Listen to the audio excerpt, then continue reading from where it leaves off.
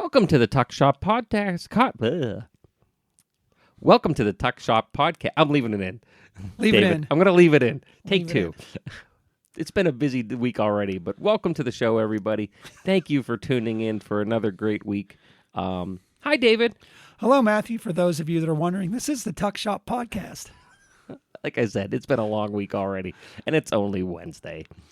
But it's a busy week because we have a bunch of stuff going on. Most notably for me, and thank you for coming over since we're now set up in my office. Welcome to Geography Awareness Week over in the department. I'm now aware. You're now aware. I feel aware. But no, we already had some really great speakers, as well as one coming today. It's probably going to have lunch with us. Oh, fantastic. So got that going on. Got some cool stuff coming up. You've been just working your tail off, getting ready for this basketball reunion on Saturday. It's been, Matt, 50 years in the making. It's, we've talked about this before, but it's celebration of 50 seasons of Mountain Cat, Lady Cat basketball. And it's cool because we've got probably about 120 individuals coming back. The neat thing is we've got the alum that played on the team. And then, we did this, kind of did some deep dive into, can we have the names of your guests that you're bringing along? And it's interesting how many of those guests are alum that got married or alum that are coming back. So it's always neat, I'll say, to have alum all in one room because, basketball, win or lose, weather, snow, ice, rain, or sun, they really take a back seat to people getting in a room, looking at old yearbooks, telling old stories, and a lot of this, that's opportunity for many to not see someone that they've not, or see someone they haven't seen in maybe 10, 15, 20 years. I know with the women's team, we have individuals coming back from Colorado, from the Northwest, different areas of the country that are flying in for this weekend. So it's real excited about it and looking forward to it. I think it's gonna be cool. It's good to kind of get that group back and have some fun with that one. But that's been busy. We had a visit from the Chancellor from Oakland. We did yesterday. Came on campus and spent all day touring around. So it has been a jam-packed couple of days here for us. But we have a lot of good stuff coming up. We're getting the other thing too that everyone's really excited about is Thanksgiving breaks next week. Yep. So everyone's going away, and but when we come back in 2 weeks, we have a couple more episodes, and then winter break. It's the term went fast. The days are shorter.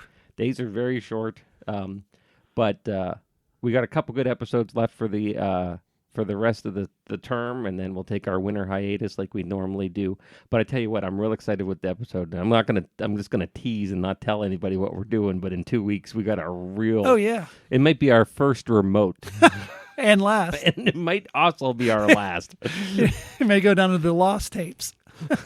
But we'll put it out no matter what. But I think it's going to be a really cool event. We have some really neat things coming up for the alumni moving forward in 2025 that we'll get into. We don't want to clog up your calendars too much. Everyone's thinking holidays and so forth. But keep an eye on the social media and the Facebook, the LinkedIn. If you see anything interesting, if you know of an interesting guest, our contact information's in the show notes and all kind of stuff.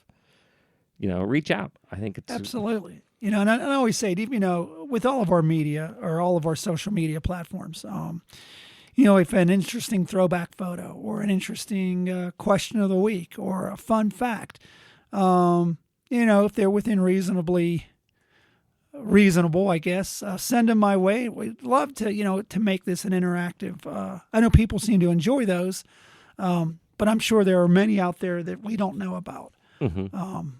And the same thing, I think that Matt does a great job, looking for guests, but I'm sure there are many guests out there that we don't know of that have very We've had interesting... people who reached out cold to us and said, Right. hey, emailed me and said, hey, I want to be on the show. And we, they're great guests. I've had a couple. I know that on Fridays we do the LinkedIn alumni LinkedIn highlight of the week. And I've had a couple of alum ask me, how do I become highlighted? And I said, you just did. If you have a LinkedIn profile and you're willing to be highlighted, we'll highlight you. And the thing about that is we like to highlight not only the CEOs, but those that are out there that have been at a job for 20 years or those that are just starting jobs. We want to highlight all of our alum. I talk about it, especially with the students and stuff outside my office here all the time. I genuinely don't believe there's a UPJ alum out there that isn't interesting. I would agree with that. And everyone's story, whether it be is going to be fun, it's going to be unique. You're going to have your own tale of what's going on here. And I think part of it is also, that we do a good job of asking to recount what it was like coming through the 4 years or 4.5 or 5 or 6 that it took you to get through here on top of the mountain. But I think that's that part that is interesting, from whether it's the log cabin, whether it's the tuck shop, whether it's chasers, whether it's the Mountain Cat Club, or whatever form that took. It's always interesting to hear different generations. Yeah. I look forward to it. Like I said, contact information below for a variety of different things, including our guest that I talked to, and I'm going to throw the recording on. She was available. Dr. Mitzy Schaney was on today, and I recorded her a little bit earlier talking about Geography Awareness Week. Got a big thing going on, looking for some help. But we wanted to kind of do something, especially because Geography Awareness Week has been a thing that's been, it was even part of the department prior to it becoming a nationally recognized event. In 1987, Ronald Reagan proclaimed it, and ever since then. And here's something that you should be aware of. Correct me if I'm wrong, Matt, but this is the only school, I guess, campus. I guess campus is the way to put it, in the Pitt system that you can get a degree in. We're the only one that you can get a Pitt geography degree from. Correct. Yeah. Something Oakland has some mapping, and it's part of their, I believe it's part of some of their, kind of merged into like urban and engineering and so forth. And actually I met some of those students at the Pennsylvania Geographical Conference I went to last week. Sharp students. But we're the only one that you can actually get a degree that says geography on it. Yeah. Out of all 5 campuses. Yep. So something to be aware of. It's something that we're proud of, we we are grateful for all the alumni that come through, and especially because I often just do a couple weeks ago with Jill. No, not Jill. Who the name slipped in my mind. She came. She came and brought her son. Jill Halpin. That's what I was thinking. Yeah, right. Yeah. Yeah. She was talking about having Earthen People with Bill Corey and stuff. Yep. And we've had great faculty through, whether it been Mary Levine or Greg Fairs, now with Ahmad Masasadi and Ola and stuff. So it's a great program, and we're real happy for Geography Awareness Week. And let's go talk to Dr. Mitzy Schaney. We're joined today on the show by Dr. Mitzy Schaney. Hi, Dr. Schaney. Welcome. Hello. For those of you in the alumni world that don't know Mitzy, what's your, how long have you been here at UPJ? I started here in the fall of 2017, so 7 or 8 years. And you get to be here for a variety of different reasons. One of the good things is it's Geography Awareness Week for all of our alum out there who came through our department. Yay. Congratulations, and hope you're all out there celebrating. What do you teach? I am Director of Environmental Studies, so I teach a lot of environmental stuff. Of course, I teach soils and climate and wetlands, but I also teach physical geography. That is a staple in the geography department. You had what was your path to get here? Because we have, everyone in the department has a kind of a fun, interesting background, myself included. But what was yours? Like, how did you get to this field and end up here at UPJ? So I will say I'm not scared to move. I'm going to preface with that. So my undergraduate degree was at Mercyhurst College. It's now Mercyhurst University in Erie, Pennsylvania. And I got my degree in archaeology. From there, I worked for a couple years based out of Maryland trained as a professional archaeologist. And then I decided I really liked the soil itself and not just finding stuff in the soil. So I decided I needed to go to grad school. I went to WVU, West Virginia University, intending to go into geoarchaeology, but I found soil science and geomorphology there. So I got my master's degree at WVU in geomorphology, which is surface geology and soils. After that, I taught for a year as a guest lecturer back at Mercyhurst. And then I worked professionally as an environmental scientist in Columbus, Ohio. It's a long and torturous road. It doesn't end there. Once the Great Recession hit, I found myself unemployed in Ohio, but I had done so much contracting work with that company for the Corps of Engineers that I was unemployed for a matter of 2 days before the Corps of Engineers came to me and offered me a job. So I then worked at the Corps of Engineers in Huntington and then in Nashville. And I knew I always wanted to be a professor. So at some point, I finally got myself back into graduate school, did my PhD again at WVU because we found ourselves moving back to Pennsylvania. And this job came up when I was almost done with my degree. So I applied. I figured I didn't have to move, so I would at least apply. So that's kind of my route here. Does that answer your question? It's I have follow-ups. Okay. Time-wise, for those of you who know the department, you would have come in here. Dr. Johansson, Ola would have been here. Dr. Yes. Corey would have been here. So I guess technically I'm the Greg Fair's replacement. You came in when Greg retired. Yes. Yeah. For those of you who know the department. We just came back from a student open house.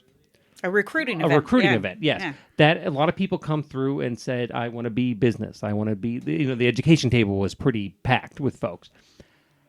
How do you start an undergrad program and say archaeology? I didn't see that walking through there this morning with you and I down there. And that's not anything that we offer here on our campus.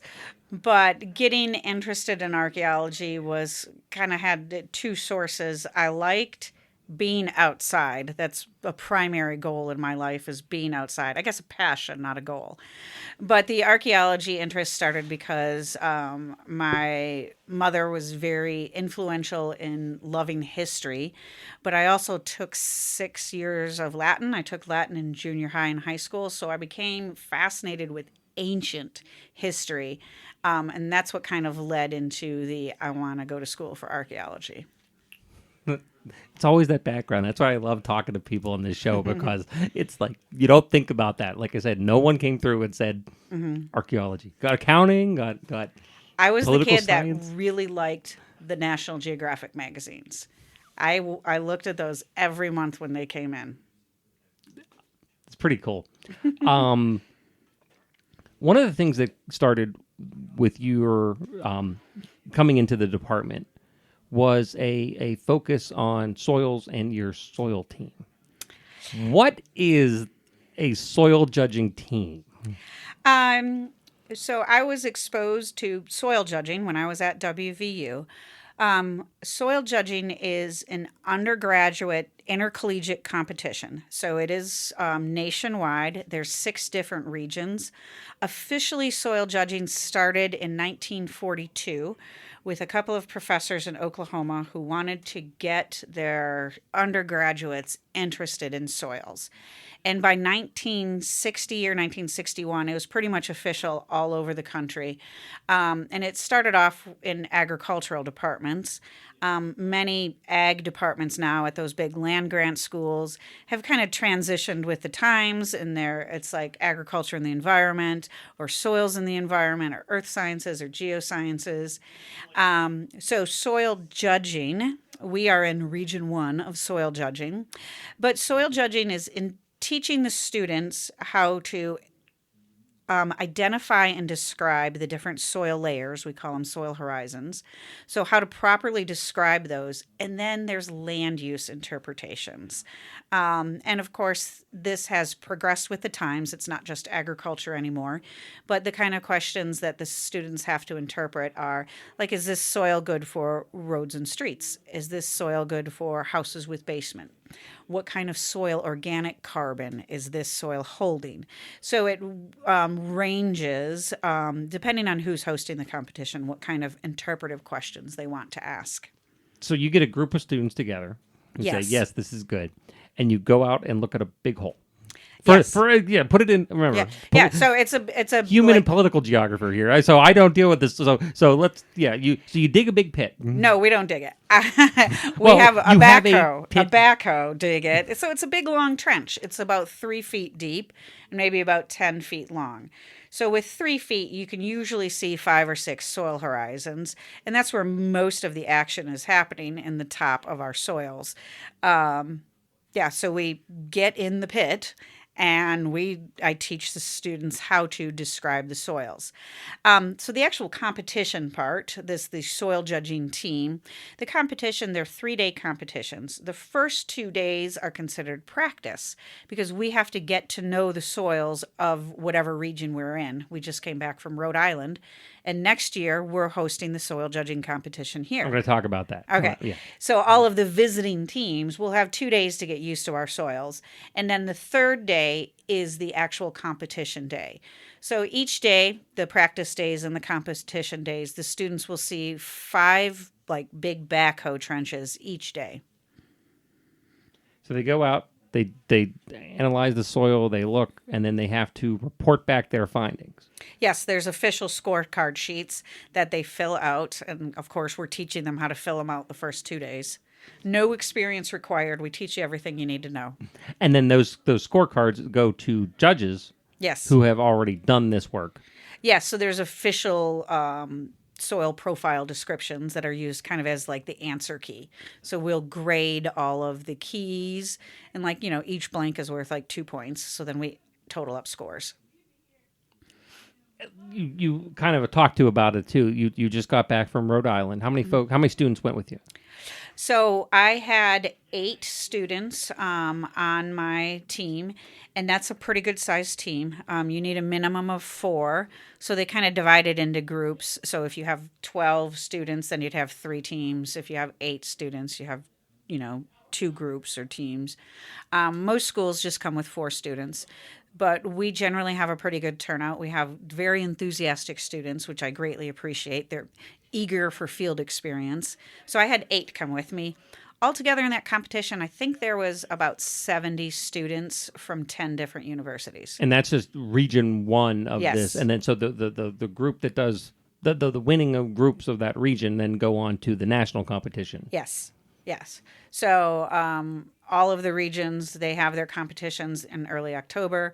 And then I think the top 3 or 5, depending on how many schools are in the region, the top bracket of them, I think the top third, move on to nationals. And the national competition is held in April. Yes, April. You started talking about it, and I kind of waved you off because next October, where's Region 1 competition? We are hosting. Pitt Johnstown is hosting the regional competition. Now, this is a huge endeavor for a small school.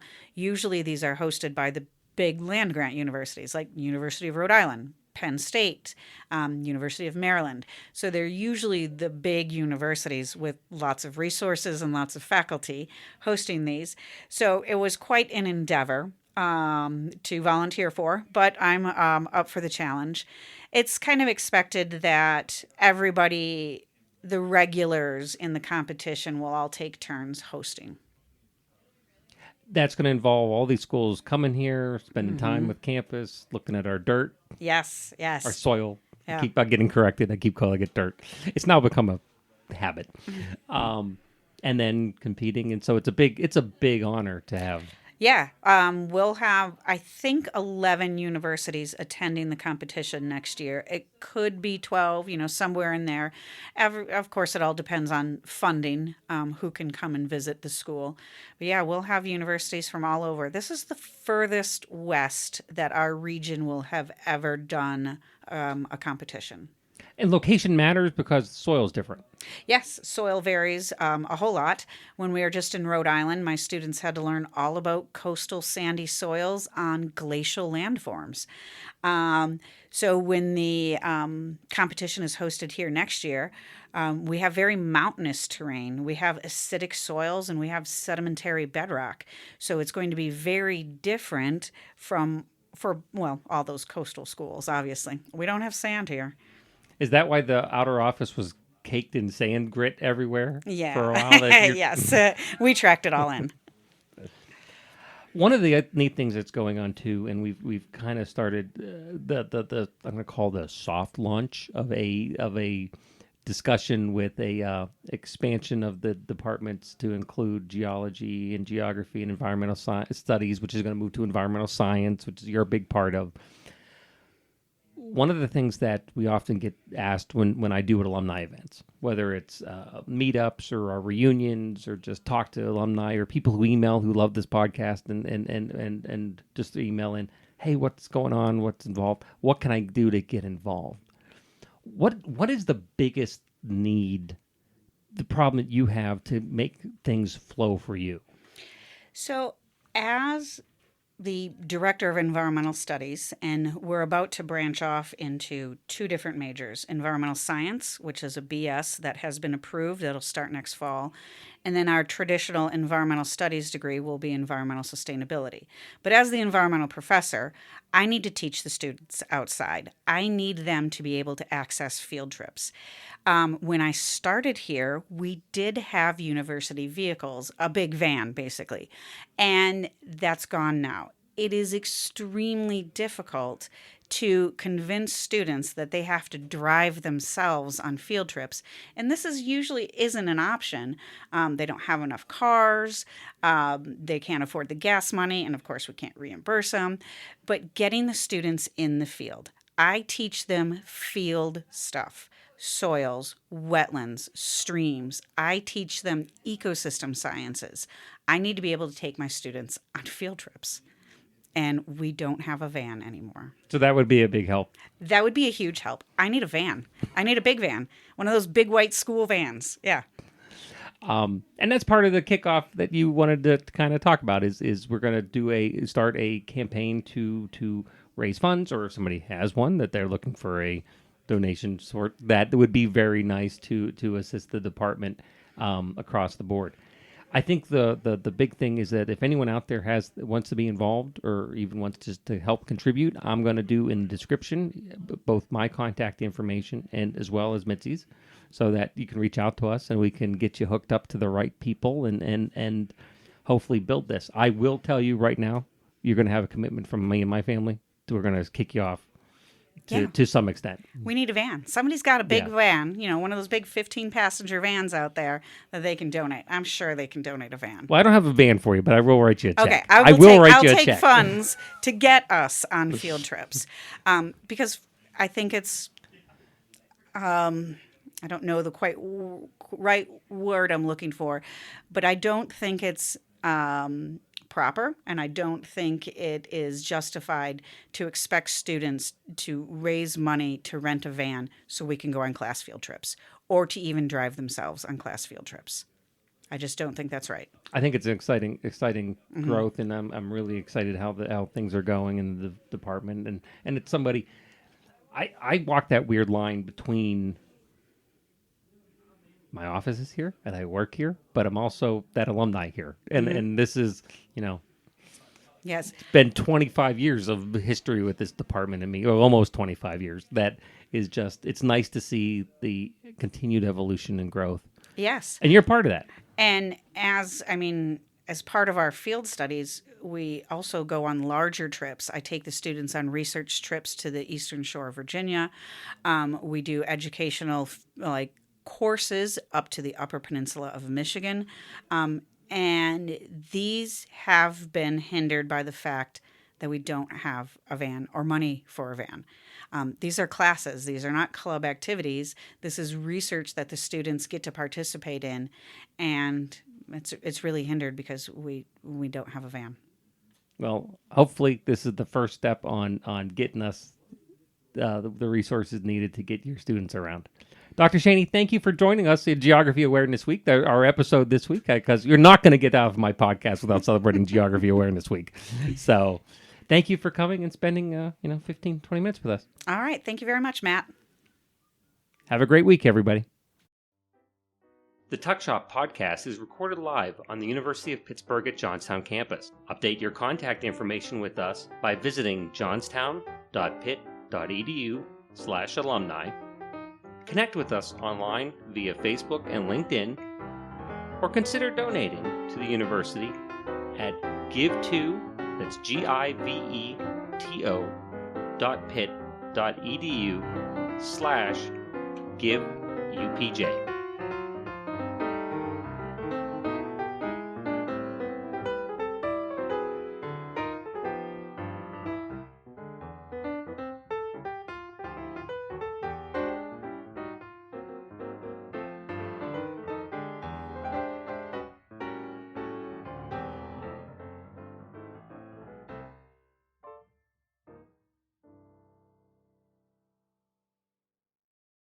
This has been a production of Quantum Wave Media.